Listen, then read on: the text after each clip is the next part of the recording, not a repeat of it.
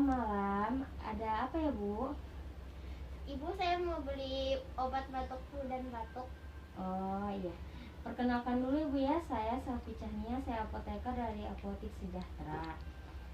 Sudah berapa lama Ibu ya kira-kira Ibu? Sudah 4 hari, Bu. Oh, sudah 4 hari Ibu ya. Sebelumnya apa Ibu sudah pernah meminum obat? Belum, Ibu. Kalau boleh tahu apa Ibu punya riwayat penyakit? Tidak ada, Ibu. Oh iya. Ibu ya. Ini Ibu ya obatnya.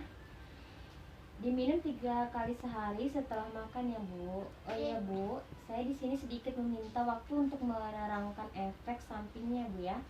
Obat ini bisa menyebabkan kantuk. Jadi setelah mengkonsumsi obat ini jangan mengendarai kendaraan dahulu ya Bu. Hindari makanan yang berminyak dan pedas dahulu.